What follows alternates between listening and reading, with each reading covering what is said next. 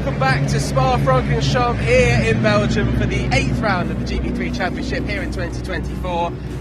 Precipitation has just started falling onto the track. Piers prior, just getting their slick tyres on as the cars get ready to go out. However, I have a feeling they might be putting those wets back on. What do you think of it? Yeah, literally, not too long ago, we were getting ready for the race. Drivers are all getting prepared.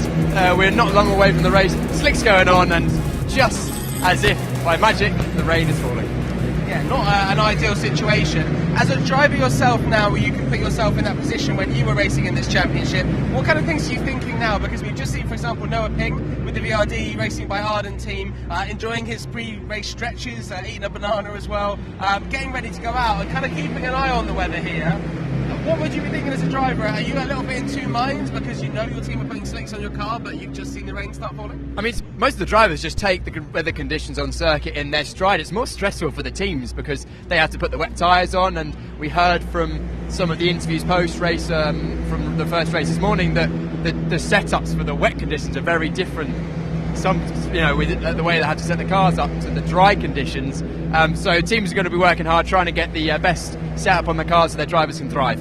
Yeah, absolutely. I was going to say we should walk down here and have a look at some of the tyres, but I've just noticed they're not the tyres that go on the GB3 cars, so it's going to make not a load of difference. There's got to be some GB3 tyres down here somewhere, no? Surely. Let's have a look. Some pretty meaty tyres on this. I don't think that you get very far around Eau Rouge in this little chap here, though. We can see obviously the cars here, the high-tech Pulsate vehicles. Timet Khuric's car there, number 22, behind us here. A car that's just won that first race. And I said to him earlier, kind of joked about Timet Khuric, if that team wins this next race, that means high-tech Pulsate have won the first two races at Spa for 3 years in a row, which would be a huge achievement. Let's find out what went down then in that first race here at Spa this weekend. Highlights from round 7 of the GB3 Championship, partnered by the BRDC. It was Timet Khuric starting from pole position alongside Jon Bennett on the front row, and an excellent start from our pole sitter down into that first corner. He was able to hang on to the race lead. The best start from the top grouping, though, was that of Noah Ping. He was able to get himself alongside the Road and Motorsports drivers down into the first turn, nearly taking over third position before being fended off by Louis Sharp and eventually Khuric as well down the hill. Side by side further behind that would see Will McIntyre and Nikita Johnson going side by side. McIntyre backing out from the move and settling himself for 8th position, thinking of the championship rather than the short-term prize of gaining his way up into 7th position. Meanwhile, Khuric was leading field on the pressure from Bennett. It was the battle between the top two in the championship. Khuric going around the outside of Louis Sharp, however over-committing for Lecom, going straight on and would have to settle for 4th position, allowing Louis Sharp to pass once more. Flynn Jacks going straight on, going through the Lecom chicane. Meanwhile, there was more drama between the two hill speeds a little bit further down the order. Marcus Luzio coming out on top of Kilcarney in the battle for 19th position. Meanwhile, Chris Dittman Racing's cars were fighting a little bit further back down the order between Sebastian Murray and Flynn Jacks. Up towards the front of the field, though, it was a dominant performance. For the second time this season, it was Timet Khuric coming across the line to take a well-deserved victory ahead of Jon Bennett and Louis Sharp behind, absolutely dominating proceedings in the high-tech Pulse 8 machine. It was Timet Khuric on top once again. Well, a lights to flag race win for Timet Khuric there with high-tech Pulsate, the first race of the weekend. We have 3 races here, as we always do, every round of the GB3 Championship, apart from last time out. Silverstone, so maybe not every round of the GB3 Championship, but you know what I mean. Normally there's 3 rounds. I'm looking at Jon Bennett on pole position for this next race with JHR Developments. He said after the race he was very much happy to stay second. He thought maybe there'd be an opportunity to overtake, but it was quite clear that Timet was very, very strong there. Looking at the grid here, Jon Bennett starts on pole position. A great spot for him to start from, but if Timet can maybe make a move on him early, you think that he pulled away early, got a nice little gap. Yeah. If he did that again, it's going to be rinse and repeat. Yeah, I think Timet actually was managing the gap a little bit. I mean, I'm sure he was pushing on, but when you're in the front, you've got a bit of a gap behind. You can always leave a little bit of margin. You don't need to push every braking zone quite as far. Whereas for a lot of that first race this morning, Bennett had Sharp right on his tail, so couldn't afford to leave anything out of there. Actually, the first race, Timet Khuric got a very, very good launch away from the line. His initial reaction was so good, and jumped almost a car length, which meant that he had the protection he needed going through the source and then up towards the Coombe. We were actually talking about potentially a change of conditions this afternoon, but a big rain shower is actually falling over our heads right now. So it'll be interesting to see how Bennett gets on in this one. At the moment, for people who are watching, who are maybe not as experienced when it comes to racing, obviously they are putting slicks on these cars now. Even if we have a little bit of rain now, 5 minutes, we've got a little while till the race starts. Even if this rain only lasts 5 minutes and goes away, there's still going to be a lot of water on the track there. At what kind of stage would you be putting the wets back on these cars that have now had slicks put on? Well, it's so hard here at Spa-Francorchamps as well. Places like Alton Park, Brands Hatch as well, they're on a very small footprint, so generally if it rains on the whole circuit. Whereas we're 7 kilometres around the circuit, and we're probably 3 kilometres away as the crow flies from the furthest point on the circuit. So we can have rain as we're having right now. The pit lane is pretty wet underfoot, and it could be dry out towards Lecombe and Rivage, who knows. I suppose in Formula 1 they've got the manpower and the budget to send people out to different parts of the circuit, but we're not quite at that level of a size of team. So the teams are basically looking at the lap times of the other races and to see if the times are getting faster or slower and making a best judgment on that. Yeah, we can see Colin Queen in shot here, the Fortec driver. Big juicy Colin, as he's known to his friends. We don't know why. If anyone knows, please check it in the live stream chat. Ollie Dustin, of course, here deep in conversation. The deputy team principal. I think it's deputy team principal. I never really know because Richard's a team principal and Ollie's kind of team manager. Team manager. Let's call him that. Ollie Dutton here, deep in conversation, chatting away there with I believe Edward Pearson's dad. So that's good for them to be chatting away. We're gonna just talk about the Ardens in a second, but first of all, we've talked about Jon Bennett. I caught up with Jon Bennett before you even got here, Piers, and here's what he had to say about this weekend back at Spa. Jon Bennett, good qualifying for you, just missing out on pole for the first race, but taking your first pole in the second race. Yeah, exactly. A couple hundredths off for race 1, but yeah, pole race 2. Awesome result. Car was mega. Full thanks to the team, JHR. Really strong session. You were mid sort of pack last year here at Spa, already doing better things here, so you must be hoping for some big points this weekend. Yeah, exactly. I think we've taken a really good step forward this year. Alton Park qualifying double P2. I think, we're in the championship hunt this year, and it's just about maximising the points this weekend going forward now. Good start to the weekend, and see what we can do for the races. Front row for both of the races. Obviously, in this first race coming up, you'll be starting P2. What's your plan going into the first corner? I think it's less about turn 1 and more about the run all the way to Lecombe. Very rarely does a person who's on pole actually lead the first lap. You never know it's racing. No one ever knows what's going to happen, and it'll just be, see what happens. Try and get in the slipstream and do the best I can to come out in front. The conditions here, they're changing quite a lot, but it's generally staying very, very cold. What are your hopes for weather when it comes to the races this weekend? Are you hoping for a bit of rain? You've been in this car quite a lot more than the people around you. Yeah, I don't really mind either way, to be honest. I think we're strong in the dry and the wet. Obviously I got that win in the wet at Alton, and then quali was dry and we got pole. So I think pace is good no matter the conditions. I think no one knows what the conditions are going to be. No matter what, I think we're going to be looking forward to the challenge. Come the end of the weekend in a couple of days, you've had 3 races. What is a good weekend for you when you're on the way back to England? I'll be going for the race win. If I can get a win and a podium for the weekend, I think that would be good. Just try and maximise the points and close the gap up to P1 in the championship. So. Excellent stuff. Best of luck this weekend. Thank you. Cheers. Jon Bennett there. We talked about Colin Queen's nickname. Obviously, Big Juicy Colin. We've got to talk about Jon Bennett Joggin. I think I know why that is. I think it was just a misspelling, J-O-G-N. We're looking at Nikita Johnson here with the Arden provided VRD racing cars. I always get that the wrong way around. But how impressed were you, Piers, with Nikita's first race? We know he's done a lot of testing. He started high up, and he'll start P4 in this race with Noah Ping, his teammate behind, who's just going through his warm-ups. Hopefully we might grab a word with him once he's taken his headphones off. But how impressed with you with Nikita Johnson to come over here? We know he's got this racing pedigree. We know he's done really, really well in the States and do so well at what is quite a tricky track in tricky conditions. Yeah, of course, qualifying he did very well. Qualifying right up at the front of the field, so the top 5 and leading his team as well. In the race, he fell back a little bit, and if you watched the show that we had this morning, we managed to catch up with Nikita straight after that race, and it was good to hear from him that he said he just fell back in the race, didn't quite have the pace that he wanted or that he had in the qualifying, and that he's looking to hopefully move a bit further forward, because being quick in testing, being quick in qualifying is one thing, but in wheel-to-wheel racing, tricky, changeable conditions, it's a totally different ball game. But I'm very impressed. He's only just turned 16. I mean, I can't remember what I was doing at 16. I was racing, but not a GB3 level. I think I was playing Colin McRae Rally on the old PlayStation 2 when I was 16. Might have even been the PlayStation 1 quite a long time ago, but at least it was a motor racing game at least.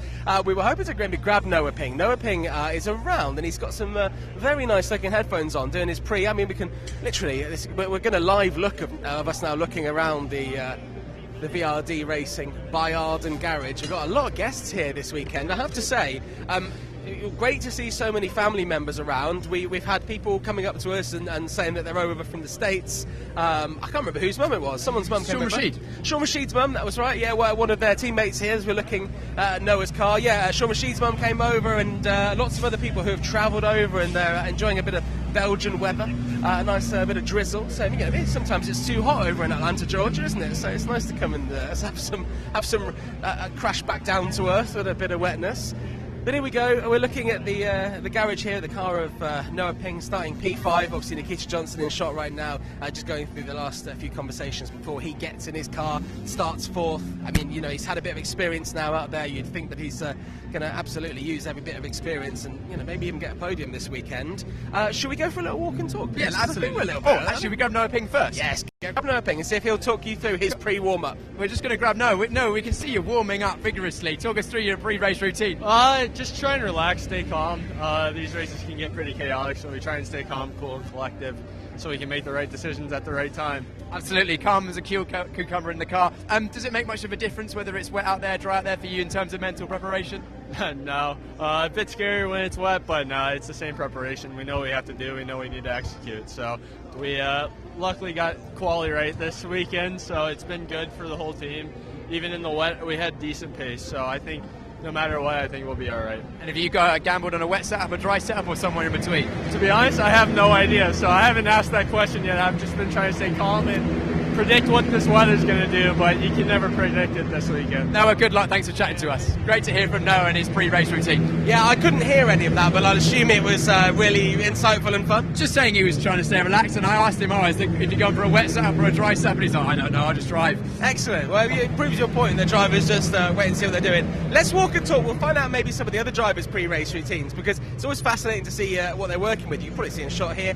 The man behind GB3, Richard Randall, on the right-hand side there, and some of the MSV team, obviously doing a great job at organising these weekends and making the best for all of the spectators here. Some spectators in the grandstands up here. Eddie Ives here, the team principal of Elite Motorsports, on the right-hand side there, just going over to discuss some last-minute things with members of his team. We've got the drivers here. Jared Alberski, Mackenzie Creswell is certainly a driver that's going to want to get a result, because we saw Mackenzie last season. He's in his third season in GB3. We saw him really come into form just a little bit late last year, which was a shame, because he could have really been in the title picture. I think in the second half of the year, the last 3 rounds, I think he was either the highest or second highest scoring driver. I'm sure Lewis McGlade will be able to tell you all the stats about that with our stats man at home. But yeah, great end to the season last year from him. Great driving, third year driver this year. So he's going to be looking for a championship run. Had a good start to the season, but he's not quite in that top sort of 3 or 4 drivers that he'd want to be. But the clapping and joviality behind you isn't because you mentioned Lewis McGlade. It did seem to coincide. As much as Lewis McGlade, our commentator, does deserve a little bit of a round of applause for calling the action. No, there are some Renault Clios celebrating some kind of race win behind, so that's what's going on, just in case you're wondering. I was wondering who we could go and chat to. Everyone seems very sort of deep in focus here. Now, the fact those Renault Clios have come out means that we're probably about to go. So as we've talked about Mackenzie Creswell, shall we hear from Mackenzie Creswell? Let's do it. Makes sense. Now we're down at the Elite Motorsport garage, and I've grabbed Mackenzie Creswell. Mackenzie, let's have a look back at race 1 at the weekend. You were sort of fighting around the middle of the top 10. It looked like quite a good race, moving up and down the field. Just talk to us about it from your perspective. Yeah, it wasn't too bad. We have been really struggling in the wet recently, or at least this weekend, we haven't really found the balance yet. So, we sort of scratched our heads going into qualifying, but luckily we got to qualify in the dry. We made improvements in the wet for sure in that race. Still nowhere near where we need to be. I was losing a lot to, when McIntyre overtook me, he just completely drove away. So we need to definitely find a little bit more. But I suppose P7's good points given how off we were yesterday. I suppose we'll take that. But we're not satisfied at all. We need to be fighting with the top 3 every time we're out there. So got another race later on today, hopefully to get a better result. It's interesting. I'm talking to a lot of the drivers and teams, and they're saying some teams are like, no, we definitely want it to be wet. Some teams are like, no, we definitely want it to be dry. So you're more on the side that you feel like you've got a better speed when it's completely dry. Yeah, I think it would suit our car more if it was dry. Obviously, we're going to make improvements between now and then. So if it is wet, I think we'll definitely be in a better position than we were in race 1. But we know we got a decent car in the dry. We learned a lot in qualifying yesterday where we need to improve on that car. So yeah, I think we've got some good data to work from. So yeah, I think it doesn't really make a whole lot of difference for us. Ultimately, I'd rather it be dry because also the racing's a bit more fun, especially around here. So yeah, that's my take on it. But yeah, we'll make the most of whatever's thrown at us. Yeah, not a huge amount going on in that race, to be honest. You were in one of the busiest fights on the grid, but we're here at Spa-Francorchamps. It's great to be here, but also there's been some pretty other big motorsport stories. Last weekend we had the Monaco Grand Prix, equally not the most dramatic, but we know that you have grown up, or a lot of your childhood in America, and you're a big fan of IndyCar, and of course Indy 500 last weekend. Just what did you make of it? Were you watching all the way through? Absolutely, I was. I stayed up for it. The rain delay made it a little bit annoying. I'd stay up quite late to get the end, but no, it was worth it for sure. It was yeah, really good race. Really enjoyed it. I think it shows the quality of racing out there, how good of a product they can produce. So yeah, it's definitely something that I'll be watching in the future for sure. I've watched it for a number of years now, and it's something I really enjoy. So I think after watching Monaco and watching the Indy 500 after that, it's quite different races. I mean, obviously they're definitely the two extremes, with Monaco being the hardest to overtake and Indy being typically one of the easier ones.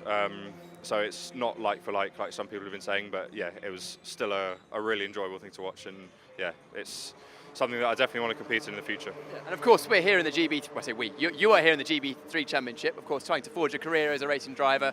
It's your third full year in the championship.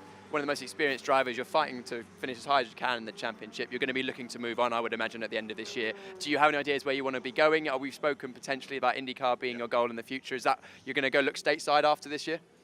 I have no idea, to be honest. I'm taking it race by race at the moment.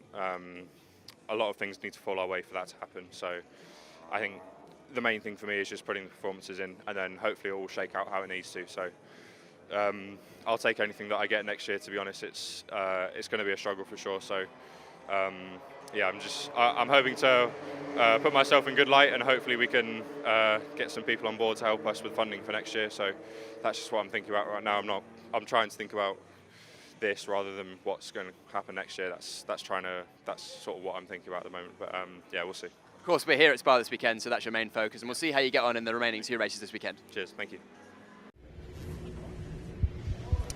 Yeah, and Mackenzie Creswell getting into his car here at the Elite Motorsport garage, just getting strapped in at the moment. Obviously, very, very small cockpits here, you know, getting tightly strapped in to make sure that there's no movement at all. Obviously, you want to make sure you're comfortable when you're racing around here. Not too many laps of this track because it's a very long circuit, but it's you know, obviously very important to make sure safety is there. So that's Mackenzie getting strapped in right here, and if we swing round, I believe Piers is with Arthur Roge.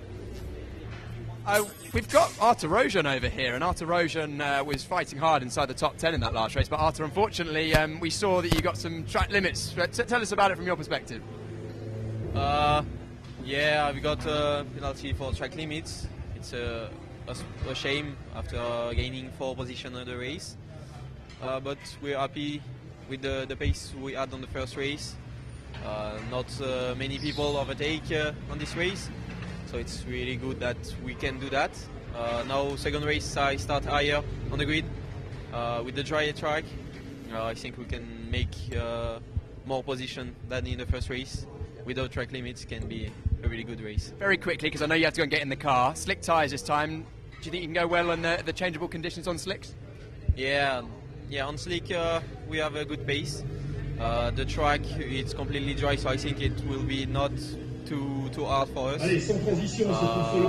We'll see at the back of the track if there is some wet patches or something, but I think it will not be too hard for us. Arthur, I'll go and let you get ready for the race, so good luck in that one. Good to hear from Arthur.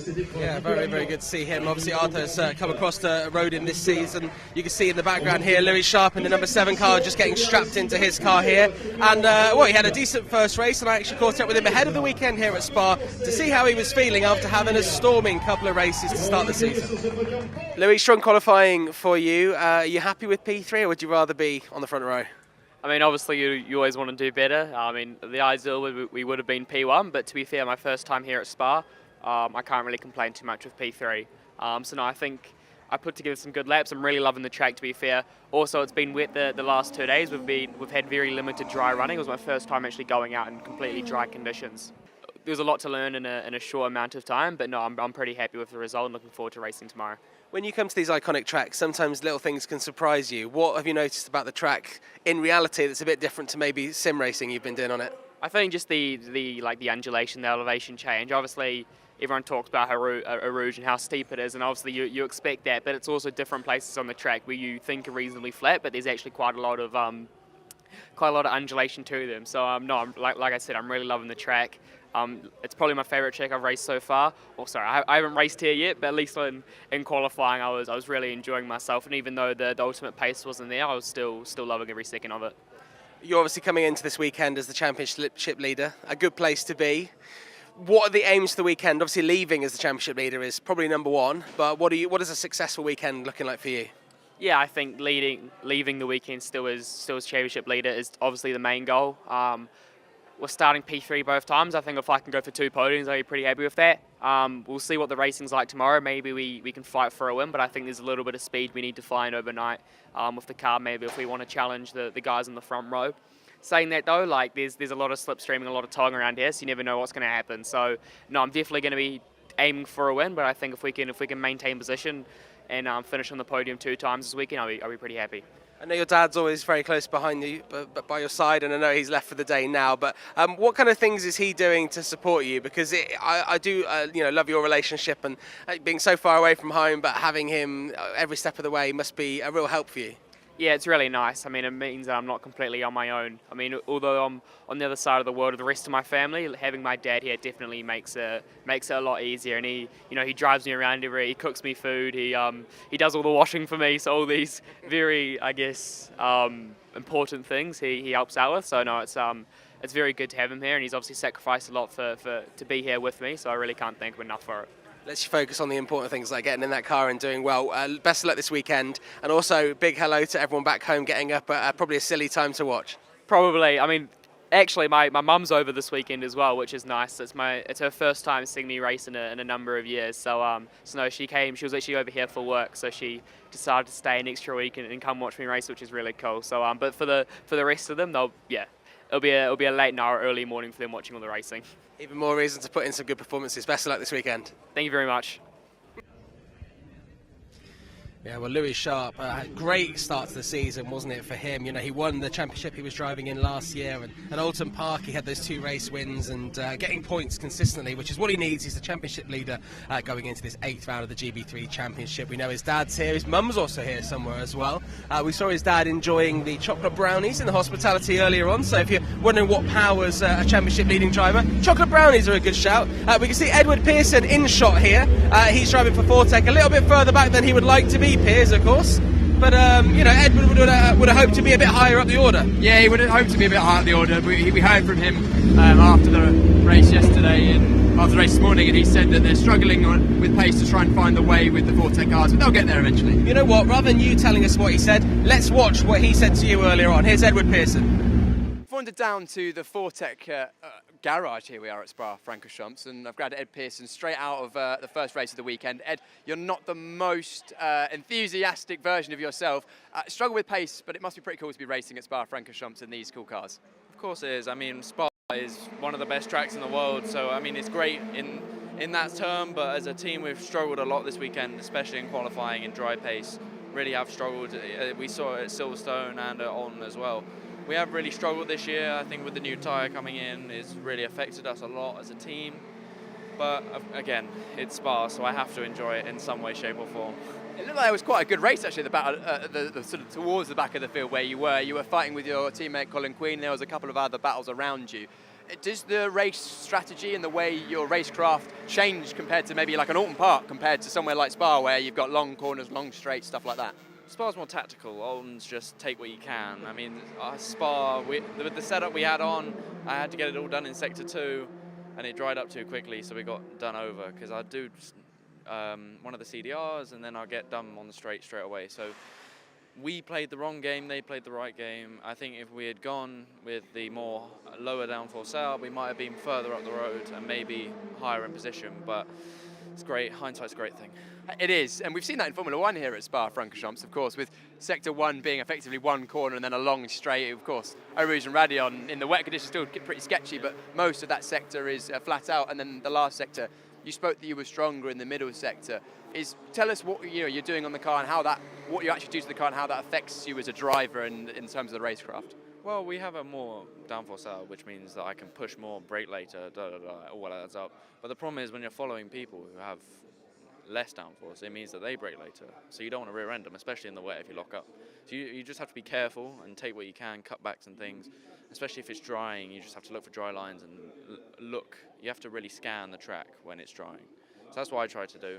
But again, we struggle for pace, so I couldn't really utilise everything today. Still 2 more races to come this weekend. We've got, of course, the race coming up this afternoon, race number 2, and then we've got the reverse grid coming up tomorrow. What can you do for the rest of the weekend?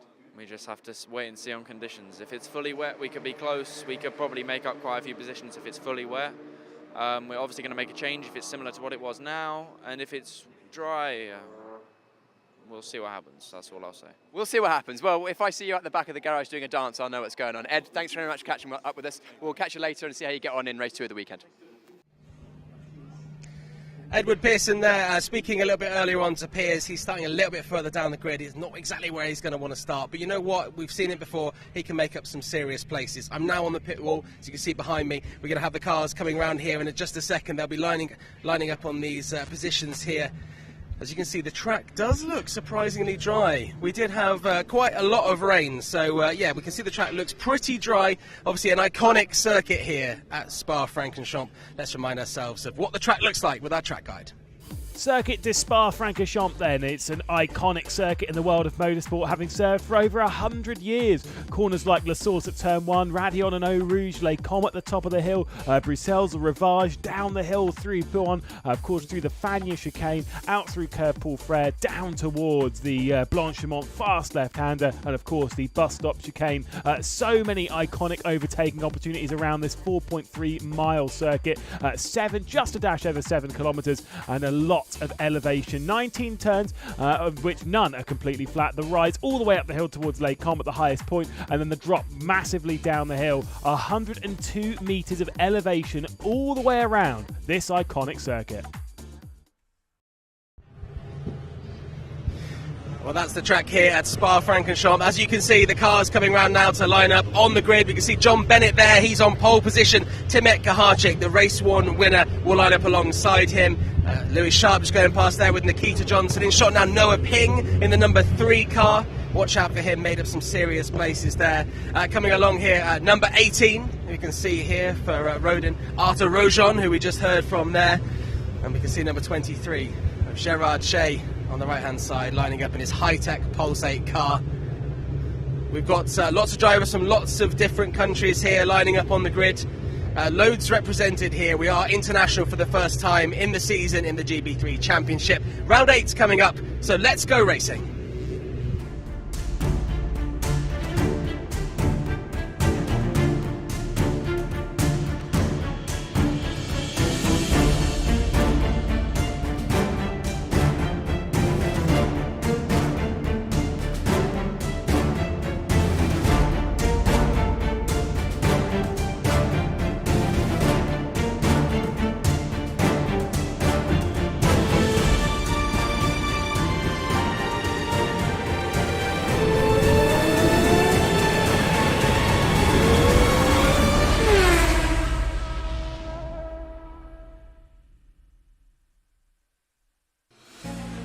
And so on to the second race of the dramatic Spa weekend. Of course, our journey from Alton Park to Silverstone, and then of course into international land.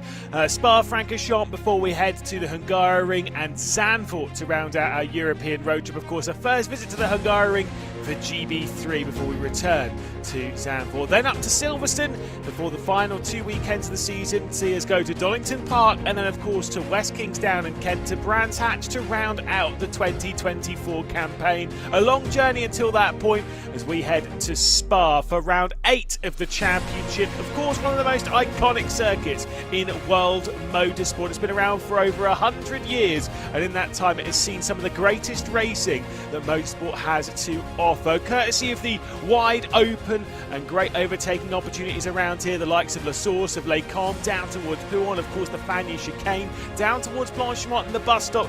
All great overtaking opportunities if you are brave, that is for sure. Again, tricky conditions is one of the main features of the circuit. That, and it's of course immense undulation over the 19 turns. It rises and falls over 102 metres of elevation right the way down the hill as you begin that descent from Malmedy down. It is a tricky track at the best of times, but it's Lewis McGlade and Piers prior to bring you commentary of round 7 of the championship. Of course, the formation lap is underway and we can see Jon Bennett on pole position once again in GB3. It'd be fantastic to see what he can do from his 3rd ever pole position. It's the first time he's been on pole since round 5 of last year, incredibly so. Of course, the driver that he has to beat out in doing so is Timek Khuric, who won the race earlier on in the day. Can he beat the pole to the victory? We'll have to wait and see, though. Piers, as we can see them working their way around the grid. Yeah, exactly, warming their tyres aggressively because we are on slick tyres for this race. But Lewis, I'll let you run through the grid. Yes, indeed. So Jon Bennett then on pole position for the first time since race 5 last year, and the 4th consecutive front row start for Timek Khuric. The first time that's happened since Callum Voisin last year at Spa and Snetterton. Down to Louis Sharp, who still holds on to the race, to the championship lead rather, and we've got Nikita Johnson, who started 5th earlier on the day, dropped back down to 9th, though he'll be starting from 4th position. What can he do on his debut weekend? It's the third time in his career qualifying inside the top 5 for Noah Ping. A fantastic effort from him after a mediocre start of the season, starting alongside Mackenzie Creswell. Ugo Chukwu, his worst qualifying so far in the championship. He'll be starting from 7th position. Of course, he is 2nd in the championship. Will McIntyre starts alongside. Arthur Roge picked up 10 seconds worth of time penalties in the previous race for track excursions. He'll be starting alongside Gerard Shee, who retired the first race. Kanato Lee, another one of the drivers making a debut this weekend, starting from 11th position, with Sean Rashid starting from a personal best qualifying position. Sebastian Murray in 13th position with time outside the top 10 in qualifying this season for Jared Weberski. The final few positions on the grid see Josh Erfin and big juicy Colin Queen starting from 16th position. Of course, then Hugo Schwarzer and Ed Pearson 17th and 18th position. Flynn Jacks will be starting from 19th position. Patrick Huysenroder in at 20th, who made up an awful lot of positions in the previous race. Aditya Kulkarni and Marcus Lucio make it all hill speed at the back of the field. Piers, who is winning this one in what looks fairly dry to me. Oh, Lewis, it is dry out there, and the drivers are working hard to get temperature in their slick tyres, but it's going to be very, very hard to call. I think it's going to be the person that leads into Lecombe on lap 1 is going to take the win. It was so close in qualifying between our front row drivers, less than a 10th of a second. In fact, I think it's about 100th of a second between the fastest lap times of Jon Bennett, who starts in first place on this race, and Timek Khuric, who starts in 2nd. Of course, in the first race this morning, they had the roles reversed. It was Khuric on pole position, and Khuric got a very good jump away from the line, although very different conditions now on slick tyres in the dry conditions for the 2nd race of this weekend at Spa. Yeah, indeed. Do remember, of course, the previous lap short. It ended up being 8 laps courtesy of the wet conditions and the slower running. Now we are back to the full 9, and I'm expecting to see all of it. Jon Bennett then starting from pole position as they're going to get themselves ready on the starting grid. It's Timek Khuric starting alongside. It is a better start from the Polish driver as well on the outside of the front row. Khuric in the 22 on the right-hand side of shot, trying to go over the race lead. He's going to send it around the outside of the first corner, but Jon Bennett in the number 11 JHR Developments car is able to hang on. They begin the drag race down the hill, side by side for 2nd position as Louis Sharp is trying to move himself into the mix, and that black number 7 cannot do so. It's 3 wide behind, crazily enough. I think that was for about 5th position. I think Ugo Chukwu, Gerard Shee, and maybe even Arthur Roge as well. Yeah, the 2 Arden VRD cars are behind the yellow car of Mackenzie Creswell, and they're going to be fighting hard, but we're going to have a challenge for the lead here, Lewis. Khuric looking around the outside on the right of shot, and Sharp goes up the inside, making it 3 wide. No, he backs out, thinking better of it, but it looks like we're still the same order in the front 3.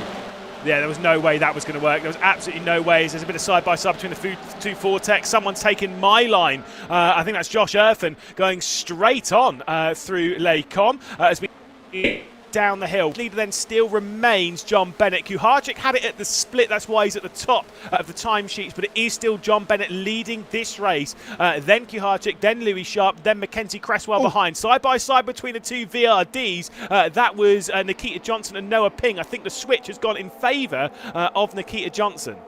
Yeah, that was Noah Ping running wide on the exit of No Name and getting 2 wheels on the grass, having to lift off and slotting back in behind his teammate. But his tyres will be dirty and potentially a bit cooler having run on the wet grass, so he'll be vulnerable from the drivers behind. Indeed. So, like I said, tricky as they navigate their way round, but they're getting used to the conditions. I'm expecting the lap times will get faster as this race runs on, as the drivers get used to these conditions, maybe even warming up the track slightly. A bit of a slow run after Roge on there. A few drivers picking up the dirt and dust and gravel, which has kind of been brought out onto the track a little bit. Yeah, there was a driver running wide on the exit of the corner there, just dropping 2 wheels on the gravel, and that is a corner you really do not want to get a bad exit, because it's flat out all the way from there down to this corner where the leaders are coming up to now, the bus stop, and it's very close between the leaders still. I reckon Khuric is going to be close enough to mount a slipstream attack up towards Les Combes this time by. Yeah, all very wide there as well from Jon Bennett. Don't want to do that too many times. You'll pick up the ire of race control, but Jon Bennett is going to lead over the line to complete the first lap of proceedings here. 8 more left to go. Khuric's keeping it nice and close.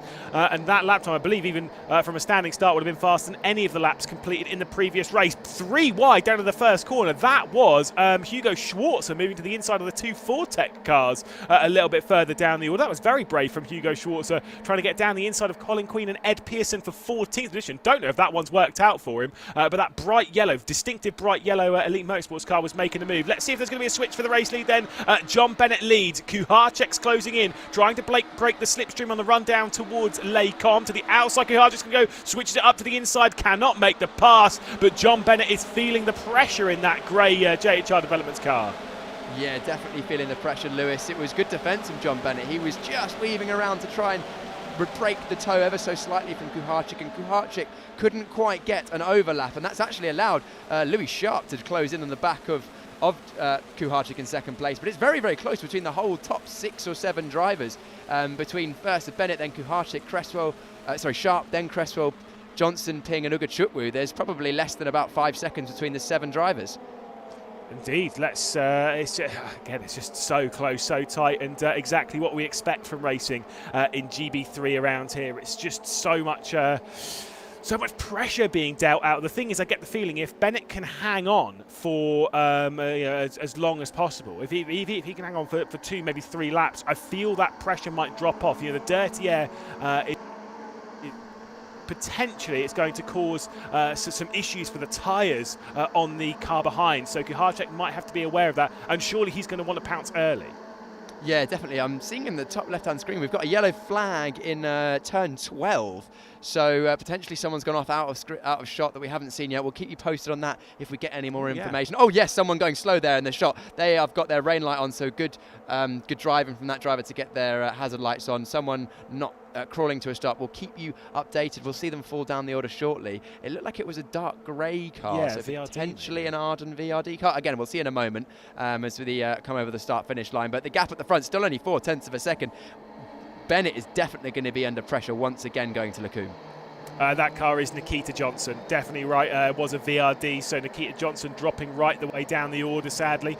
So not a great start to his campaign, but qualifying has shown very nicely for the championship leader over in the USF 2000s over in the United States. Back for the race lead though here, and Piers, once again it's looking very close. Let's see if Khuric can try and make something stick. He's closer than he was a lap before. They head their way through the camel curve, up the incline now.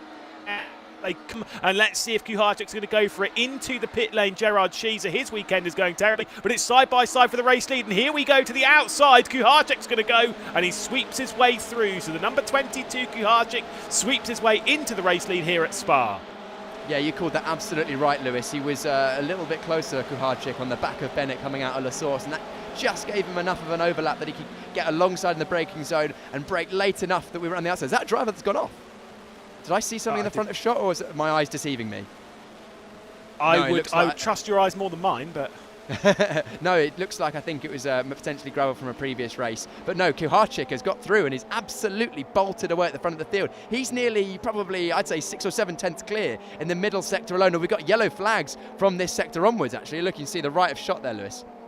Yeah, indeed. And its safety car has been deployed. So safety car has been deployed here at Spa. So we definitely won't get the full running of 9 laps. Not 100% sure as to why. Obviously, we saw Nikita Johnson going slow, and Patrick Huitzenroder has been slowed down, or has been a part of this somewhere.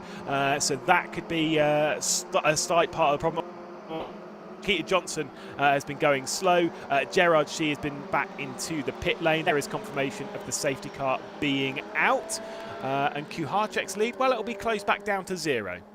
Normally, when you just take the lead and the safety car comes out, it's a relief. But Khuric somehow, in the course of about 3 or 4 corners, had managed to pull on nearly a second gap. But it was a great overtake, and we can see the recovery trucks out there trying to get the car of Nikita Johnson. And Lewis, let's talk about that a little for a second. That was a great start from Nikita Johnson. Was fighting with his teammate and managed to get through after Noah Ping made a mistake. And he was having such a good run in what is his first race weekend in the GB3 Championship. And unfortunately, as far as we're aware, it looks like some sort of mechanical issue, because he was going slowly on the flat-out run towards Blanchimont.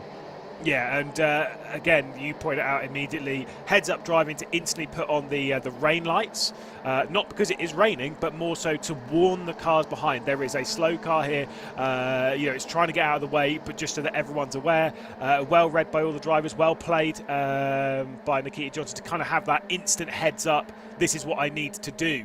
To avoid any major incident. It is what it is. It's just it's sad, because again, pace of Nikita Johnson's been, honestly, it's been incredible this weekend. To have jumped in to a car like this, a track like this, unreal.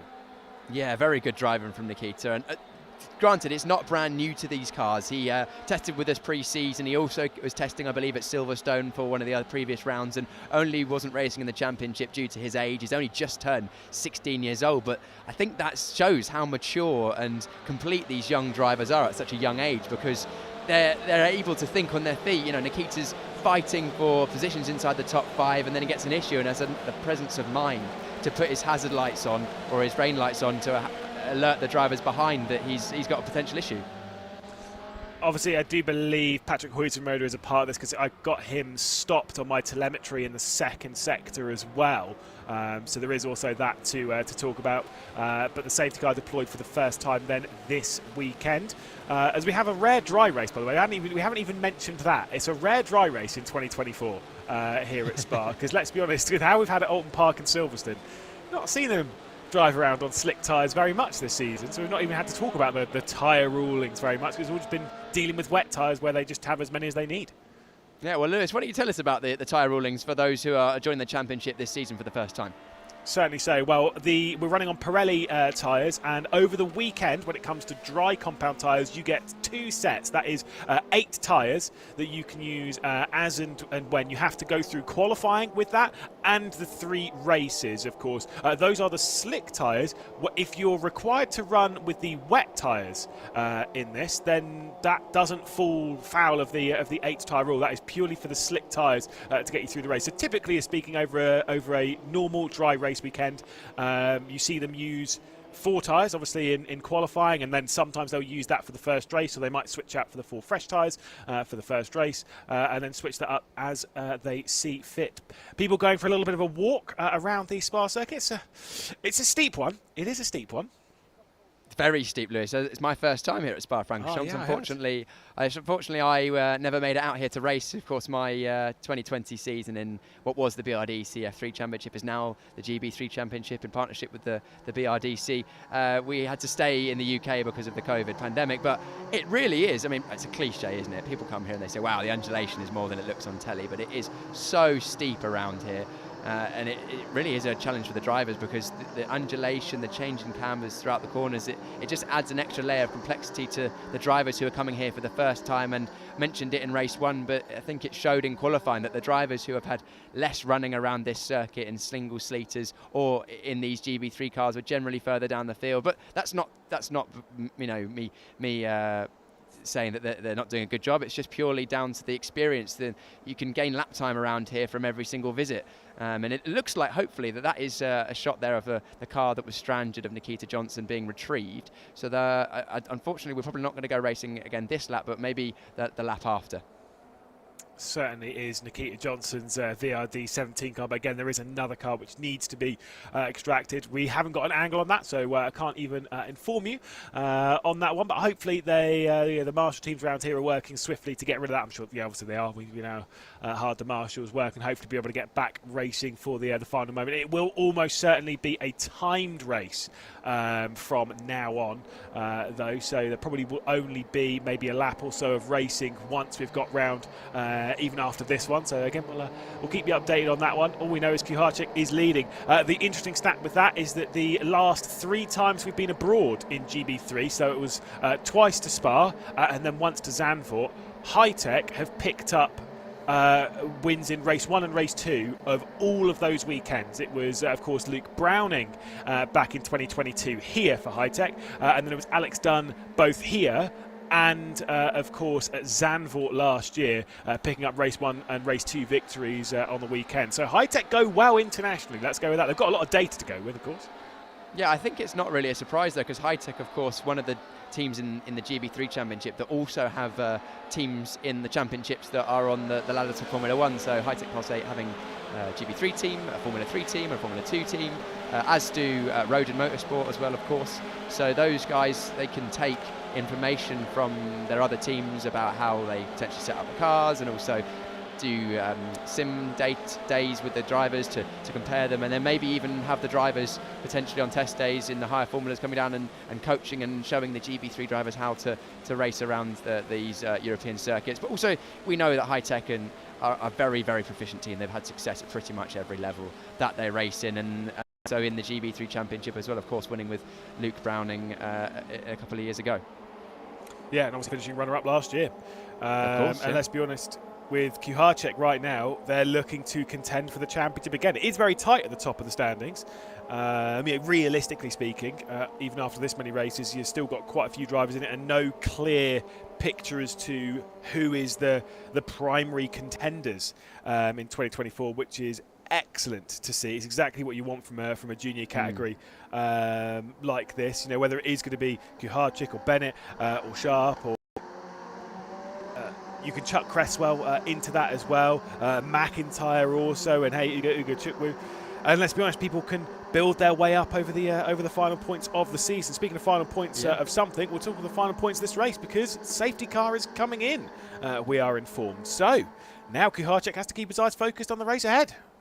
Yes, he's back in the pack up. He's going to choose his perfect moment to bolt away and try and get a gap. I think he'll probably accelerate quite late to give Jon Bennett as little track as possible to gain on the slipstream. Potentially he'll go either just before or in the final chicane. You can see him weaving, trying to just slow the pack down, and he'll hope that potentially he gets a little bit of a gap ahead of Bennett. I think he's gone already, Lewis. I think he's accelerated even before the chicane has started, and he's got a little bit of a gap to Bennett in second place.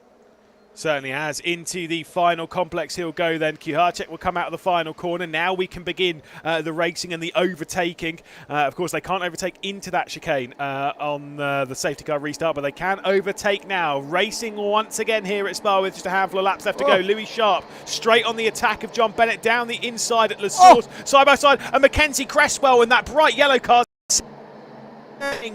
Noah Ping sending Mackenzie Creswell down into the gravel, and off he goes. That might almost certainly be a safety car again. Yeah, we'll be green for the rest of this lap, Lewis, and hopefully they can retrieve that car because it's right by an exit. But that's really unfortunate. Mackenzie Creswell effectively minding his own business on the racing line, and Noah Ping, I think, potentially going in a bit late. We didn't get the best look at it, but Noah Ping certainly made contact in the middle towards the exit of La Source, but we've still got a fight on for second place. Louis Sharp straight around the outside. Jon Bennett says no thank you. Ugo Chukwu defending from McIntyre as well. Sebastian Murray up to 7th position. What a great drive from Seb Murray in the CDR car. Incredible, truly incredible for Seb Murray to have got up into 7th position. That is so impressive from the Chris Dittman racing car. Plenty of 2 and 3 wides, or at least looked coming down the hill. You've got Colin Queen there with Ed Pearson rolling around in 10th position. So Colin Queen up to 10th after qualifying low down the order. That's just how these these fields are chopping and changing with all the drama that we've had.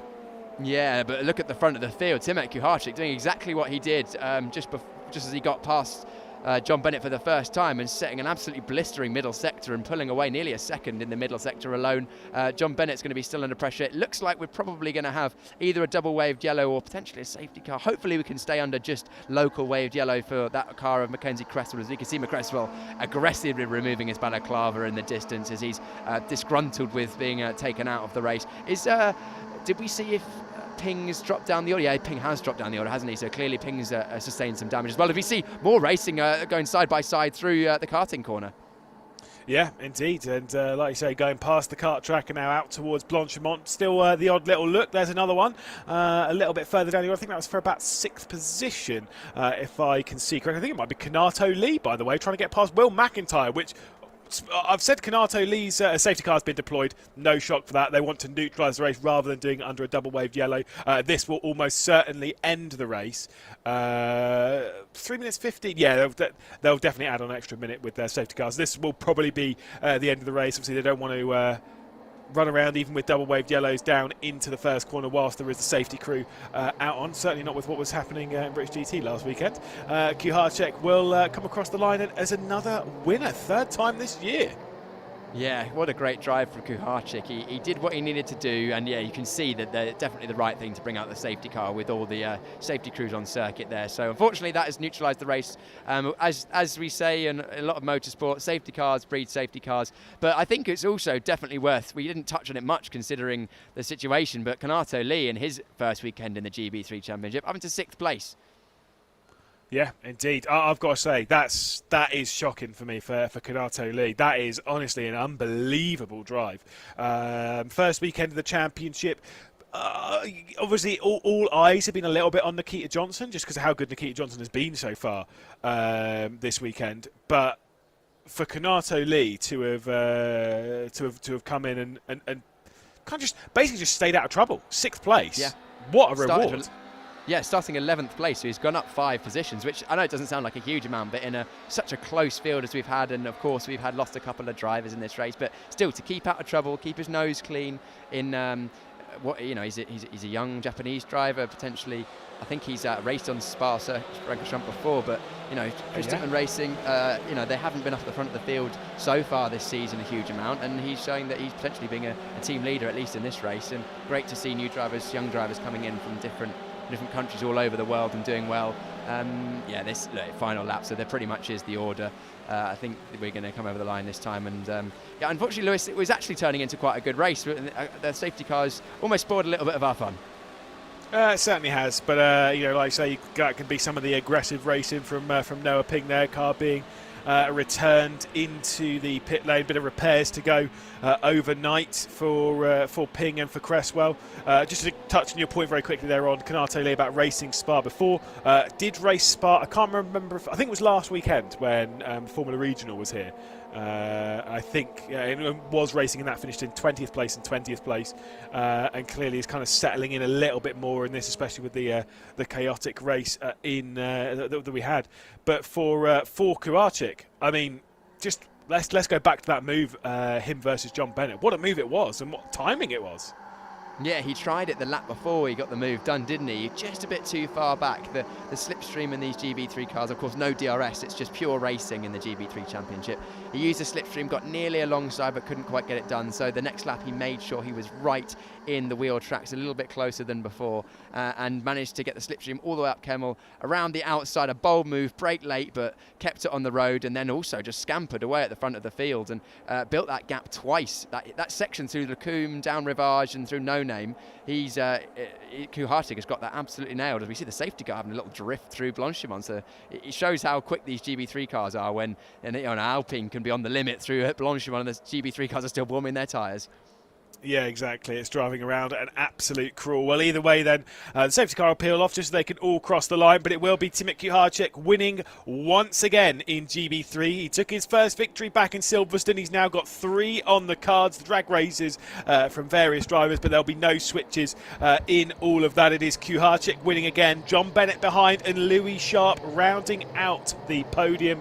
So solid efforts from all of them to go into, to have back-to-back podiums, the 3 of them, because they were all in this order exactly in the previous race. It was Khuric from Bennett, from Louis Sharp, from Khuric, and from Will McIntyre as well. So the top 5 is exactly the same for 2 consecutive races. I have to really go back in the history books to find out the last time that happened. It is not something we typically see in all this. Of course, there will just be the 18 finishers in this race, courtesy of the retirement for those behind. So Marcus Lucio will be in 18th position, Kilcarney in 17th. Obviously retirements for Ping, Creswell, Johnson, and of course Huizenrode. I didn't see exactly what happened to Huizenrode, but still big shames indeed. But again, how many more plaudits can you throw the way of the 22 Hi-Tech Pulsate team? That is the 4th consecutive international round where Hi-Tech have won race 1 and 2.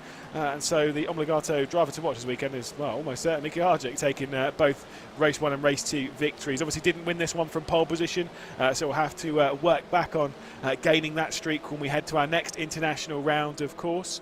We'll take a look at highlights from the race then. Obviously, Khuric leading down into, or trying to lead down into the first corner. Jon Bennett, though, was the race leader. They head their way through the first corner. Khuric directly behind in his Hi-Tech Pulsate car was trying to attack for the race lead. Bennett holding firm at the front of the field as Khuric would sneak his way past. Safety cars would come out through the race.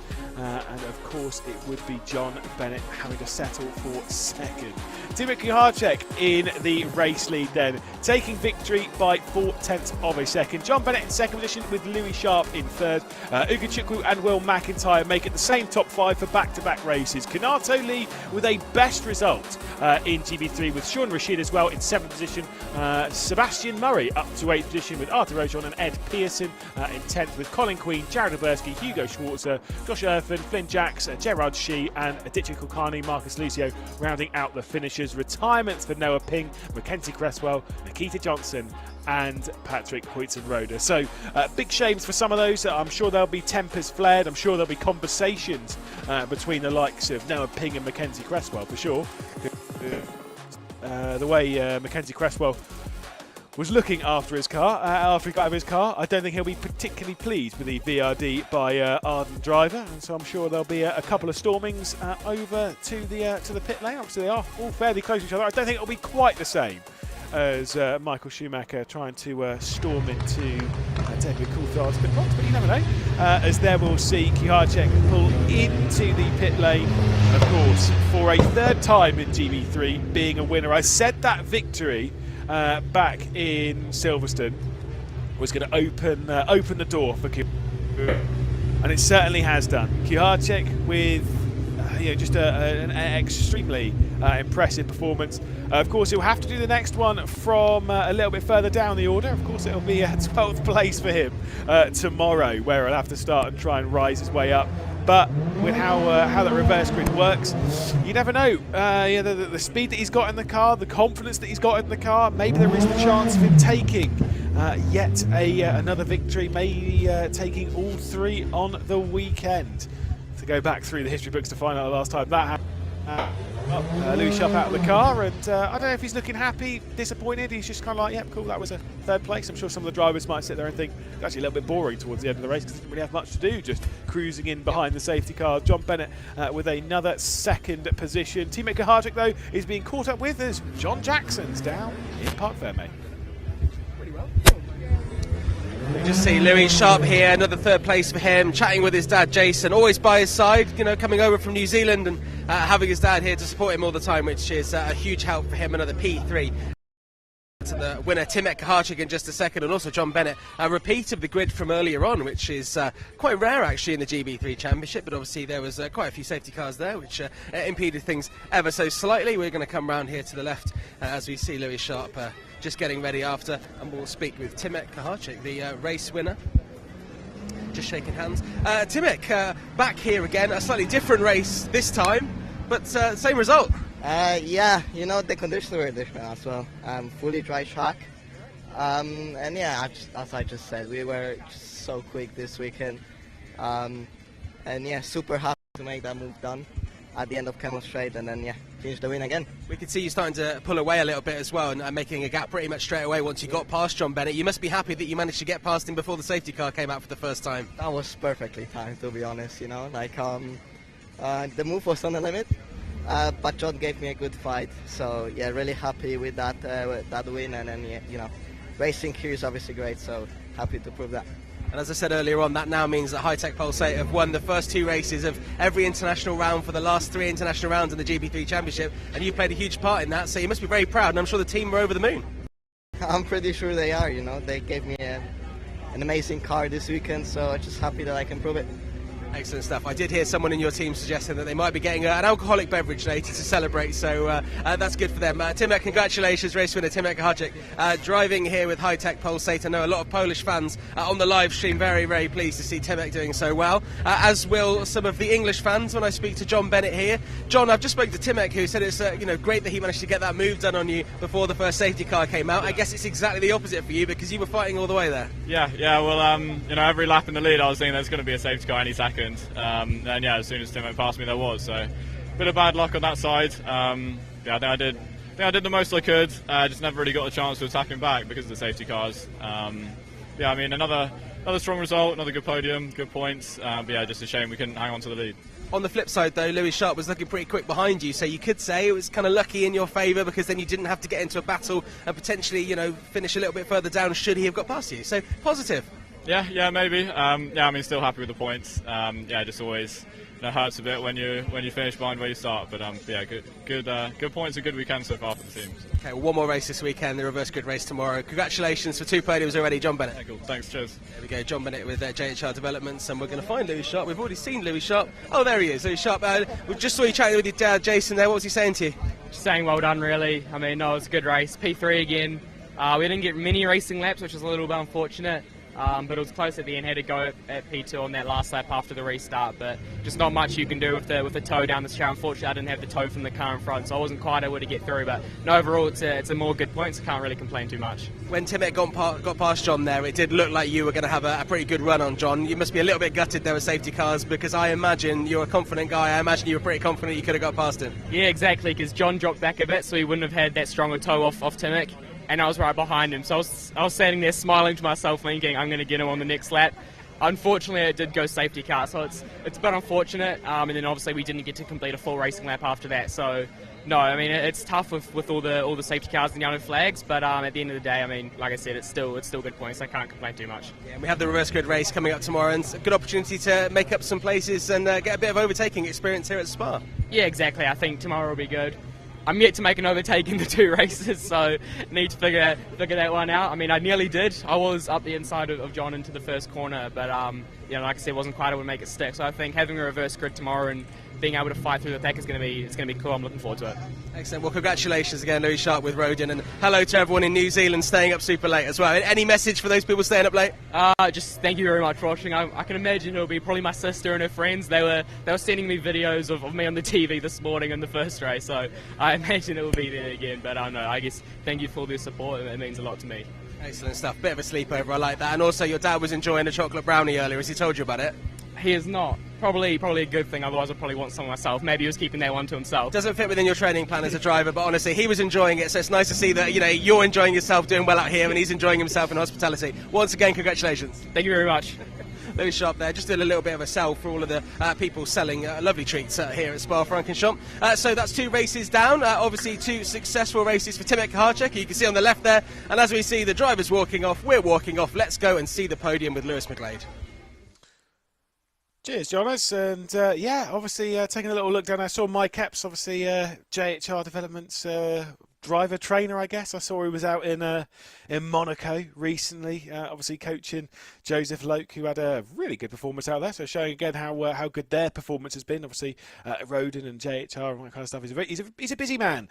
Either way, championship standings wise, things are very interesting indeed. Closing up in the top groupings, there is less than a race victory between the top 5. So that's the important bit. 170 points for Louis Sharp, just 8 points now back to Timek Khuric, who of course has moved up to second in the championship, and Ugo Chukwu there in third, having just dropped back a little bit for Roden Motorsport, though of course it is Roden Motorsport in first, High-Tech Pulsate in second, Roden in third, and then High-Tech Pulsate in fourth position with Will McIntyre on 150 points. Just 22 off the championship lead is Jon Bennett for JHR Development.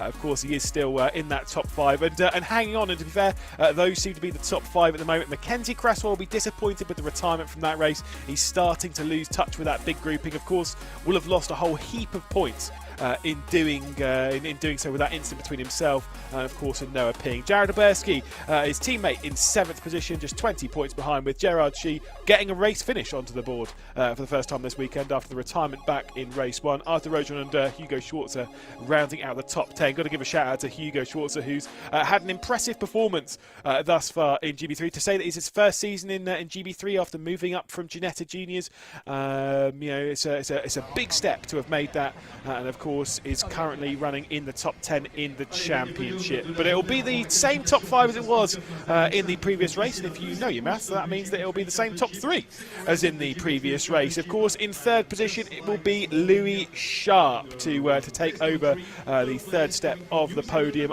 once more, and again a solid podium effort, a 4th podium for him this season as he moved his way into third position. Still the points leader though, but only by 8 points now. Jon Bennett, of course, into 2nd position. He'll take his step on the podium, and once again to the top step of the podium for the 3rd time this season. It is Timek Khuric for the High-Tech Pulse 8 team. Again, a formidable performance as we'll hear the Polish national anthem.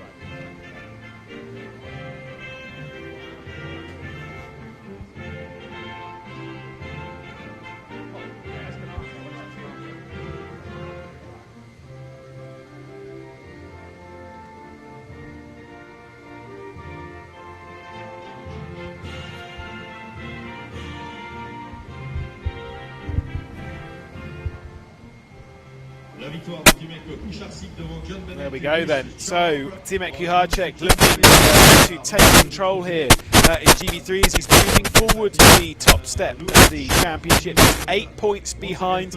Of course, there is Louis Sharp receiving his 4th trophy in GB3. Of course, same for Jon Bennett and for Timek Khuric this season. They've both had, all 3 of them have had 4 podiums so far this season. Of course, the pair of Khuric and Bennett have both had 2 podiums before in GB3 though, so it's a 6th for the pair of them, but of course a 3rd victory for Khuric. Jon Bennett still not looking particularly pleased in 2nd position there. He said before, you never really want to finish a position lower than obviously where you were running in the qualifying, and so dropping back a position on the race, it's a little bit annoying. It was a good move though from Khuric, straight around the outside going into Les Combes. Again, a fantastic move from the Polish driver. Jon Bennett's put on a good move so far this season. I'm sure Louis Sharp wasn't particularly pleased about that one back in Alton Park. Alas, it is the case. What are we going to get tomorrow? What are the conditions going to look like tomorrow? That's the big question. Maybe it'll be the chance for some of these drivers to maybe make a move further up. You just never really know. I think the important bit to talk about though is that there's just 22 points between the top 5 in the championship. That is really close. Remember, it's 35 points for a race victory in a race 1 or a race 2. In race 3, slightly different. It is 20 points for a race victory because again it is a reverse grid, but unlike previous years it is a partial reverse grid, not a full reverse grid. It's just the top 12 that get reversed, and in that 12 of course you gain a point for every position you finish higher than you started. So let's say you start in 12th position like Khuric, you move up 11 positions, so you finish in 1st, you'll get the 20 points for the race victory plus the 11 points for the positions gained versus your race start, so it would be a total of 31 points. So there's less points on offer technically in the third race, but still, even with that in mind, we're still comfortably within it between the top 5, and this is obviously only approaching what it was 1/3 complete now in the season. There's still 16 races left to go, potentially 17, depends on what happens with the third race from Silverstone, whether we actually get that one back when we return to Silverstone, as what we had in GB4 last year, or however that one's going to play its way out. I'm sure there's a lot to work out in all of that grouping. But I say it's a fascinating time in GB3 to kind of see who's the favourite in the championship, because unlike in previous years where we were kind of like, even this early in the season, we were looking at it thinking that it was this driver, this driver, this driver. Even in 22 it was fairly obvious who it was. 2023 it was. This season it really, really isn't. We'll head down though to Piers Priory, who's catching up with Sean Rashid after a very good performance. Sean Rashid's down here. We're getting some post-race reaction. Sean, we haven't chatted to you this weekend. Great to be here at Spa. Talk to us about what's been going on so far, and also that race for yourself. Yeah, no, it's it's always special to be here at Spa. It's such a historical track, and testing Thursday was really good, and then I've just had a lot of ups and downs of emotions. First race I felt really bad. I let the team down and put it off, and so it was nice to have this race and finish P7, a little redemption for first race. So.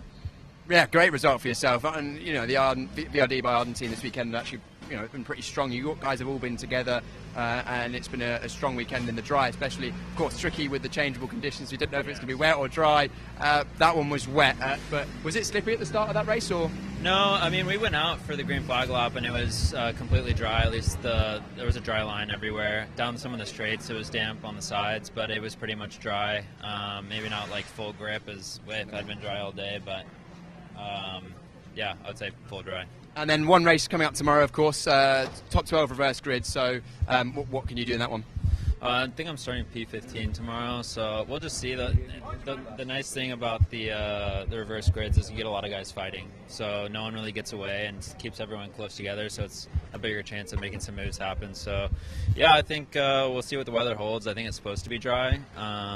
Spa, who knows? Yeah, who knows? It's been so up and down here. But we'll just have to see, have the same races today, and it should be good. Sean, thanks very much for chatting to us. We'll let you go and get ready for tomorrow and have a chilled evening, and thanks very much. I'll let you go after your team. And we're going to grab a word with Kanato Lee next. Kanato Lee, a new driver to the championship this weekend, all the way from Japan. Kanato, what a race for yourself, finishing inside the top 10. Yeah, starting P11, the goal was just to be in the top 10. But, I think I had the pace, and it was good, and I'm moving forward. Finishing P6, I'm really happy with it. Yeah, you must be really happy with that. And your teammate Seb Murray not too far behind as well. But you've raced here fairly recently as well, so a bit of experience in the track in similar cars. Yeah, last weekend I was racing here in Freca, so I think the racing in dry condition helped quite a lot.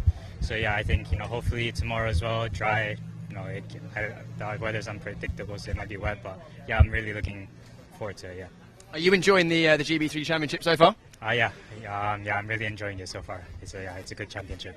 And are we going to be seeing you back at any point this year? Can you give us a heads up on what's going on in your racing career? Who knows? I might be back, but nothing's confirmed yet. Kanato, great. Thanks very much for joining us this weekend. We'll let you go and celebrate with a great result with your Chris Titman Racing team. And I'm going to grab a word with Jared Waberski if he's around. Cheers, Kanato. Good to have some new drivers, new faces, and another one of our drivers from a different continent. Jared Waberski, all the way from South Africa. Jared, talk to us about that race. Yeah, it's a bit disappointing. We got a really good start, made up a few places, and then just got potted off on Exeter T1. So I was in last at the end of the first lap, and I think we crawled up to P12 in 2 racing laps, so it's pretty good. I think we probably would have been on maybe even a top 5 that race. The car was just really, really good. It's just a shame it just got ruined on lap 1 by some incidents. But hopefully the stewards will sort that out. And it's just a shame, and we just need to maximise tomorrow. Tough race for the Elite Motorsport team in general. I'm not sure if you probably saw at the safety car restart towards the end, contact between Noah Ping and your teammate Mackenzie Creswell put both of them out of the race. So, Mackenzie Creswell was right up there. Shame to hear that you think the car was going well, but couldn't quite get those results. But surely it's positive to know that you felt the car was good, and in dry conditions you can be right there. Yeah, obviously, we've just been so unlucky. We've had a good package pretty much all weekend. It's just a shame things out of our control just keep ruining a good result. So, hopefully we should be able to, put in a good result tomorrow. Jared, thank you so much for chatting to us. We'll let you go and chill out and have we've got a fairly leisurely start tomorrow. Yeah, we have. We're just not going to get run over by any cars. Come with me, Piers, because Jason Sharp, who is Louis Sharp's dad, I've seen him. He's been milling around, right? And I thought, you know what, we'll go and chat to him as we look at Louis Sharp's car just being wheeled in there that very nearly ran us over, but only slightly. I've seen Jason around, and he's a big character. We joked about the brownie. Let's just see if he's down here, because I feel like we should speak to him, because Louis Sharp is the new championship leader by 8 points. So it's kind of a big deal, because he's taken the championship lead. Now, where is he? No. Do we go and look for him, Piers? Shall I go behind the scenes and look for him? If he's nearby, do we not ask one of the team if they can go and grab him? That'll probably be... let's have a look. I'll ask them live. Could you go and see if Louis' dad's around for me, please? That's right. Yeah, I know he just walked in. Yeah. Cool. There we go. That's how we do things. Is this how you do it when you squirrel off into the back and find drivers? Just go and ask someone else to do it. But it was dirty work. It was a good race, that one, wasn't it? I think with the dry about the safety car. Yeah, it was. But with the dry running, actually, we get a lot of close racing around here at Spa, because the long straights and the dry, because you can. There's a bit more variation with lines into corners, and we saw an outside overtake for the lead from Khuric on Bennett, and I didn't actually catch the interview with you had with him, but he must have been pretty happy with that move. Well, I mean, like we were thinking this. He's over the moon that he managed to get that move done before the safety car. Perfect timing for him. Terrible timing for Jon Bennett. John was saying that he was expecting there to be a safety car, and it just fell just after he lost the lead, which is really disappointing for him. But I think you could see that the lead Timek was already getting straight after he overtook John. Yeah. I mean, Timek's super fast in that high-tech pulsate this weekend, so I feel like John probably needed to worry more about Louis Sharp behind him. So actually, in a way, for John, it's a positive that we had the safety car just there, because it stopped him getting embroiled in that fight and actually getting a solid second-place finish again. So good points for him. Do you reckon we've got Jason?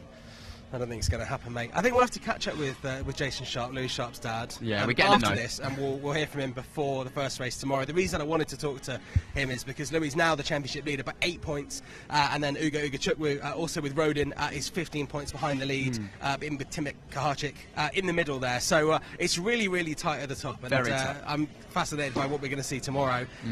I think it's meant to be dry tomorrow, so we may, maybe get less safety car action and more proper racing here at Spa, and the chance for drivers to overtake and get some good points. Yeah, I'm looking forward to the racing tomorrow if it stays dry. I think we actually we had a good race. There was some decent overtaking. Unfortunately, a couple of safety cars interrupted things, but the reverse grid top 12 always makes things interesting. We know they can overtake around here at Spa-Francorchamps, and also that group at the front of the field. In the previous seasons, towards the end of the season, it becomes a 2 or 3 horse race. Last year, it was 3 of them going into the final round with of course, it was Voisin that came out on top in the end. But then, yeah.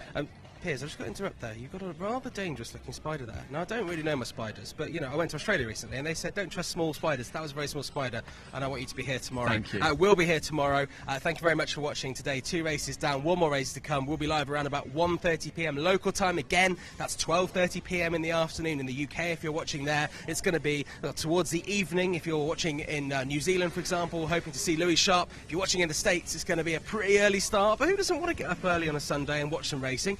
You also have the option just to go back to bed, which is always a nice option. So we'll be back with the 3rd race of the weekend, round 9 of the GB3 Championship. It's the reverse grid race here at Spa-Francorchamps from 1:30 p.m. local time here in Belgium.